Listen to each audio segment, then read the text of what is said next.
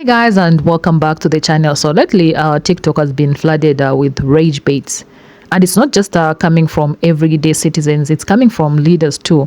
We are seeing the same tired narrative being pushed over and over again. 13% of black Americans commit over 50% of the crime. Black people are uneducated. Black people this, black people that. These claims aren't rooted in facts. They're rooted in rage baiting. They're designed to provoke, to distract, and to stir up division. Because if you're actually looking at the data, black people are not the leading perpetrators of crime in the country. So let's cut the nonsense. What is really happening is this. Black people have started to take a break. They're not engaging with every ignorant take. They're choosing peace, and that silence, that self-preservation is driving certain folks crazy. This is the reason why I think there's this sudden surge in rage bait, why cases like Shiloh Hendricks are being twisted into something they're not. It's not about truth. It's about getting the reaction. They want to see how black people are going to be reacting to such things. It's a rage bait. So my question is, what do you really want from black people? First it was DEI, then there was that, there was this, and the sad thing is that all these things that they want to use on black people, it's working against them. It's hurting them more. Anyway, I've collected some clips for you guys from TikTok that's gonna shed more light on this. After watching this, I'll come back at the end of this video to give my own 2 cents. Please make sure you watch this. Especially, I insist that you guys watch the last clip of this lady. Black people are only 13% of the population, yet they commit 55% of theirs. Why? Because black people tend to be in lower economic statuses because of Okay, no, this CRT. is fine. This is great. Basically, so you think that poverty equals crime?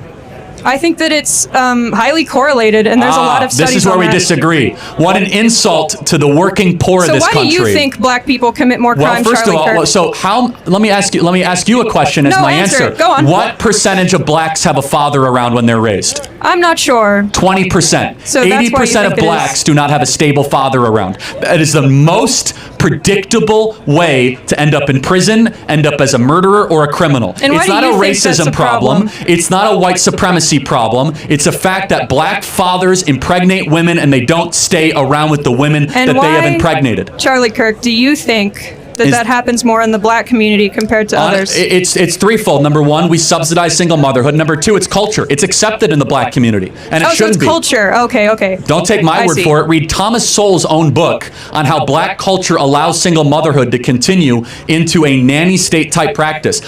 75% of black youth are raised without a father in the home. 75%. Is that a bigger problem or not a bigger problem than whiteness, white privilege, or white supremacy? Black people need to stop complaining about systemic racism and take some personal responsibility. Everyone is equal under the law now. They may be policed more, but that's only because they commit a disproportionate amount of the crime. Why? Well, I'm not saying that black people are naturally more likely to be criminals or anything. I just think it's a part of their culture. Why? Well, probably because their dads weren't around to raise them properly. Why? I don't know. Probably because they were too poor to afford a kid, so they left. Why? Well, they probably can't get a good job because they never went to college. Why? Well, I guess it is probably because they couldn't afford it, but they didn't get good enough grades to get a scholarship either. Why? Well, I guess that is probably because their school is underfunded. Why? Because school funding is determined by property taxes, and they were born into poor areas. Why? Because their family hasn't been able to build enough wealth to move out. Why? Because the first black people who were born with equal rights under the law are less than 60 years old. For some reason, I have scrolled across a lot of rage bait today. A lot of people are right now attempting to rage bait people of color, black people, into interacting with their content, stitching their content, leaving commentary about their content. But you know what? I'm paying them dust from now on. I'm going to show y'all exactly how we'll be handling that content from here on out. And how disgusting is this? This is so disgusting, especially coming from a president. If Joe Biden would have said this, the Republicans would have been all outraged and up in arms. Why does he keep getting the pass when he keeps saying this racist shit? And you wonder why people call him a fucking racist. It's coming out of him. The older he gets, the racism is leaking out of his pores. And he can't control it because when you are fucking, you can't hide it. It's in you. It's who the fuck you are. But let's read it. Trump's DOJ thinks Chicago Mayor Brandon Johnson hired too many black people, so it launched an investigation into him. If the people were qualified for the fucking job and white people was not applying for the job, why not hire the qualified people? Why be like you? Why hire dumbass people like you hired them, Donald Trump? Why? Uneducated, unqualified people in those positions. That's why the country is going to hell in a handbasket, because you will not hire anybody with any fucking common sense. But you hired all of these white people and no black people. So sweep around your own front door before you try to sweep around somebody else's. You need to put an investigation into yourself of why you hired all these white people and then hired no black people. You have to make it make sense. Black people, we are fighting against it, but we have to do for self. We have to do for self. Nobody's going to do for us. It has to start in the homes, start in our communities. We have to do for self. We have to teach our children. We have to teach them the right things, not the crap that they've been telling us. Black people, we have to do for self. We have to do for self. We keep on depending on these people to help us, and we see that they're not helping us. We have to do for self. Black people, invest. Get your own business. Build up your own communities. Work with your own people. Do for self. They are not going to do for us. Invest. Watch where they are investing, and you invest in those things also. Black people, watch the money and invest in the same things that they are investing in. Invest in the stock market. Invest in whatever they are investing in. Black people, build your own. Build your own. Build your own, black people. You have to build your own. You see what is going on in this country, in this world. We have to stand up and do for self. We keep on waiting for somebody to do something. Some politician, Donald Trump, Elon Musk, whoever else, Democrats, Republicans, I don't care. You have to do for yourself. If you don't, we're gonna continue to be in this mess. This country is crazy. This country do not care about us. They care about money and power, money and power. So you have to care about your money and your power, black people. Whenever you hear people make comments online or in life that black people make up 13% of the population but represent a disproportionate amount of arrests, what they're trying to do is to say something about who black people inherently are. They think that black people are so evil, so horrible, so inherently bad. Look at all the crime they commit, even though it's such a small percentage of them. And if we increase their population, they would just run over the whole country. But the hypothetical that they're making already exists. It already exists in white people. White people make up the vast majority of people here in the US and and are responsible for the vast majority of arrests, non-violent or violent. So the hypothetical that you're making, if population size increases, so will the crime rate. We already see it in white people. But I can make arguments, a lot of arguments, in defense of why black people are arrested more. We can talk about the fact that there's over-policing, surveillance, mass incarceration. There's just so much that I can unpack, let alone the fact that we make up, 60 to 70% of exonerations annually.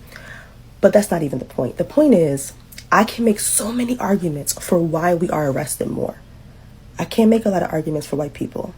So if white people make up the majority of the population, are arrested the most, nonviolent and violent crimes, and I can't make too many arguments in their defense, what does that say about who they are inherently? Quickly.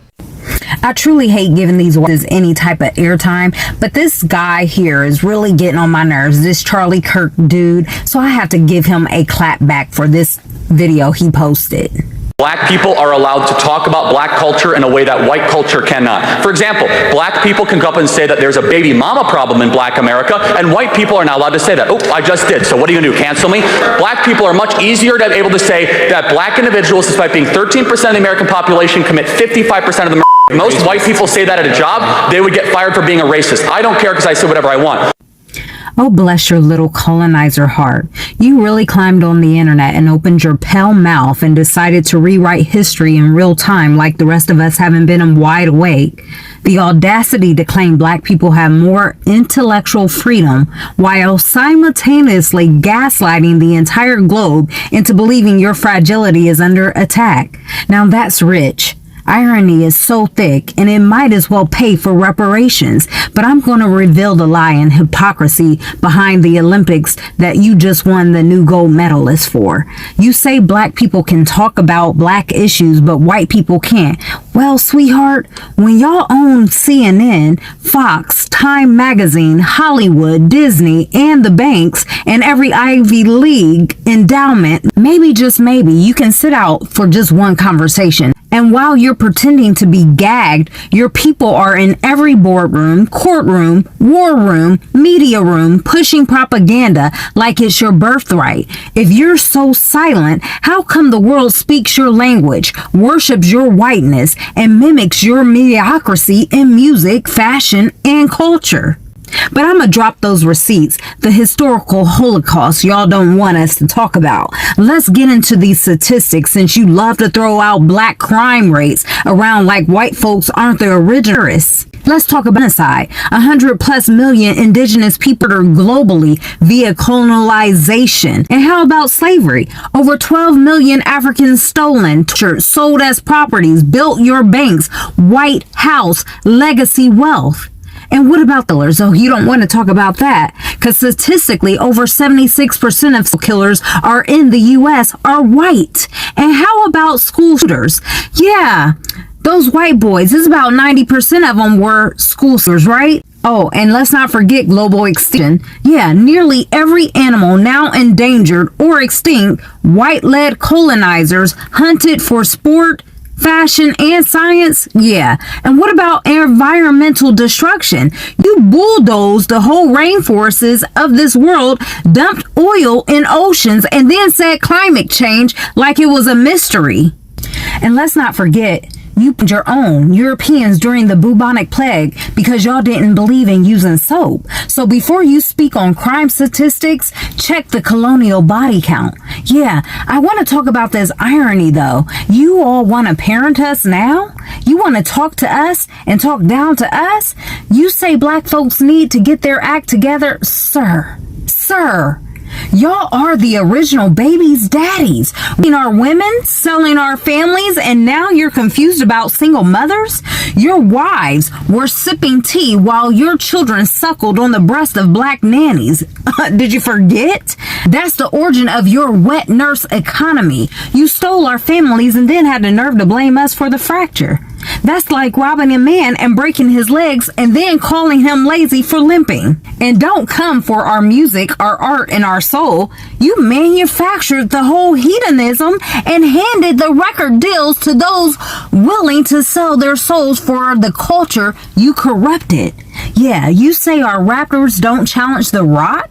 You own the labels, genius. But I'm gonna connect those dots from the plantation to the Pentagon, baby. See, it wasn't just slavery. It was the war on drugs, the FBI's COINTELPRO, the Tuskegee experiment, redlining, predatory loans, prison labor, Black Wall Street bombings, and forced sterilization. Oh, did you forget that? You all orchestrated the problem, blamed the victim, and then handed out band-aids and made that BS, okay?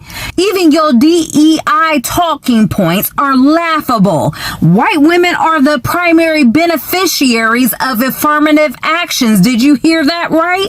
You parade black faces for photo shoots, the poster child, while your HR departments remain whiter than sour cream. We see it. But here's the uncomfortable truth, sweetie.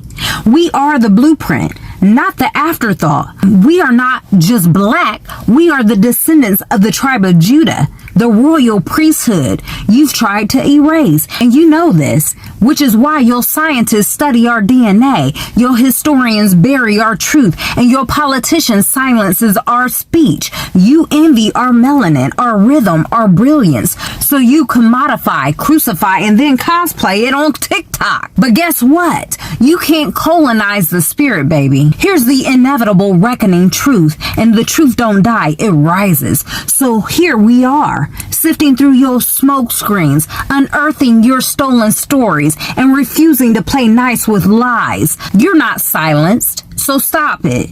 You're sobered, and that sobering truth is this: you can't cancel us when we are the original signal, the source of the frequency, the soil from which God made humanity. You call us victims, but we are the verdict, and the jury is back. Your father is the father of all lies, but our father, he is the truth that exposes every single one. I need you to kindly exit stage left because your time on the mic is up.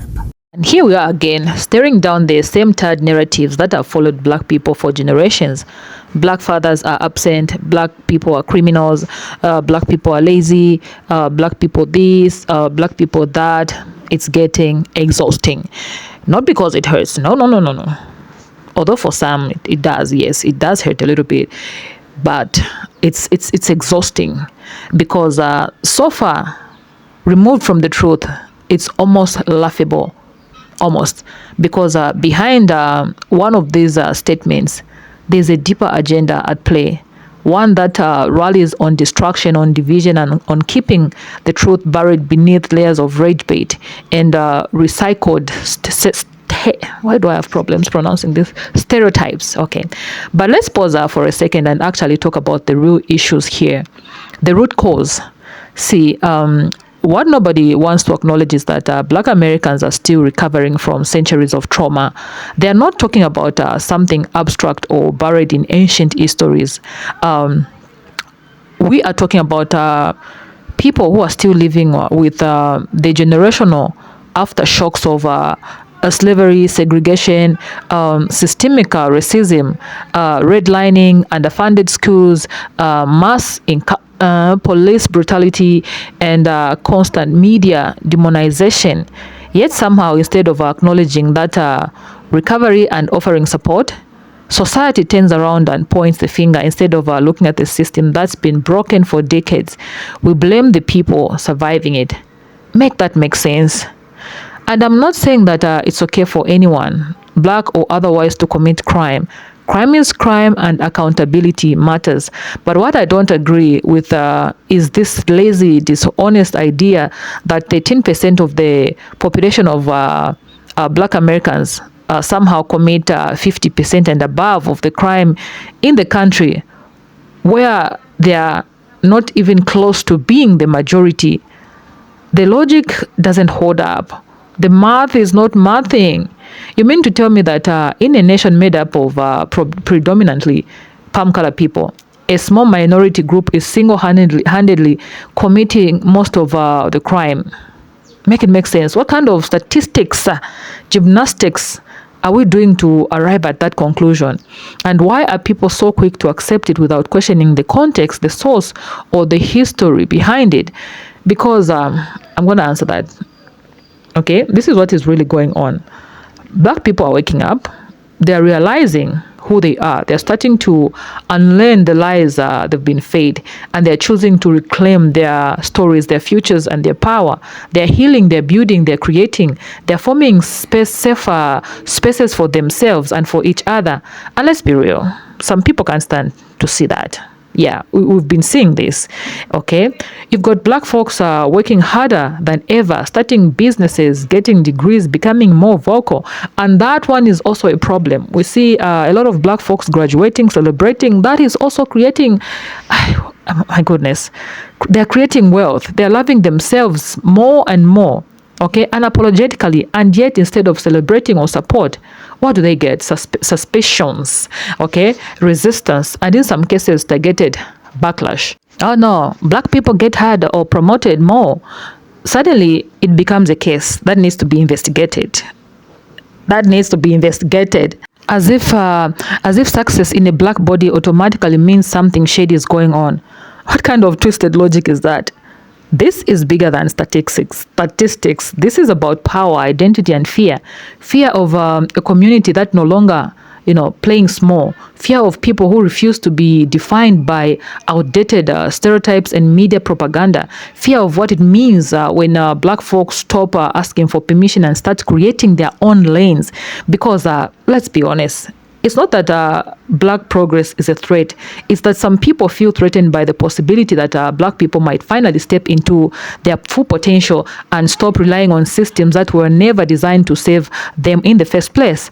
So when I see people baiting rage with the same order tropes, when I see leaders using their platforms to divide instead of educate, I see it for what it is.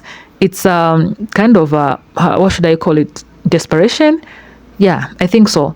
A last-ditch effort to cling on to a narrative that is crumbling and very fast.